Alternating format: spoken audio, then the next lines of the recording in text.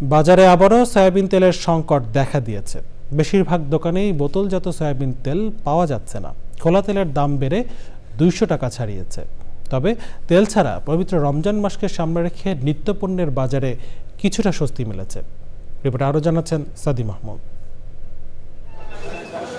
দেশে ভোজ্য তেলের বাজারে আবারও অস্থিরতা দেখা দিয়েছে।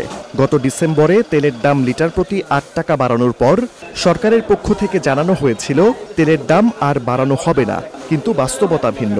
সরবরাহ কমার সঙ্গে দাম বেড়ে গেছে।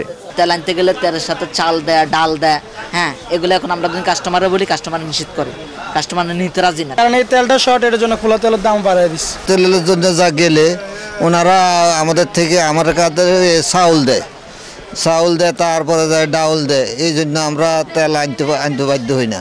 একমাত্র তেলটার মধ্যে কারসাজি, এটা কেন, কি কারণে, কারা করতেছে, এদেরকে ধরে আমি মনে করি ব্রিজের লগে টাঙ্গায় রাখা উচিত। রমজান মাস সামনে রেখে নিত্যপণ্যের সরবরাহ বেড়েছে।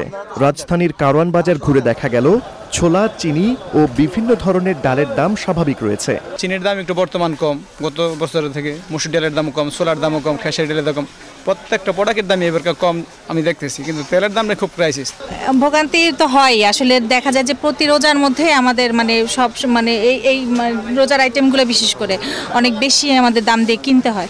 তো এবার যেহেতু একটা পরিবর্তন আসছে, আশা করি যে এবার ভোগান্তি হবে না। প্রতিবারের রমজান মাসে যে সমস্যাটা হয়, এখন আমার মনে হয় সমস্যাটা হবে, কারণ এখনই তো তেল নাই। গত কয়েক সপ্তাহের মতো চলতি সপ্তাহেও সবজির বাজার যথারীতি স্বস্তিদায়ক। ফুলকপি, পাতাকপি, আলু, গাজর, টমেটো এগুলোর দাম তুলনামূলক অনেক কম। খুব একটা চেঞ্জ হয় নাই, শুধু সবজিটা একটু কমছে, বাকি সব আগের মতোই আরো বেড়ে গেছে আগের চেয়ে।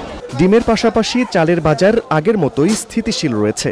সাথে মাছ মাংসের বাজারও অপরিবর্তিত। গরুর মাংস কেজি প্রতি 750, খাসির মাংস 1100 থেকে 1200 ও ব্রয়লার মুরগি বিক্রি হচ্ছে কেজি প্রতি 190 থেকে 200 টাকায়। সাদি মাহমুদ, চ্যানেল আই, ঢাকা।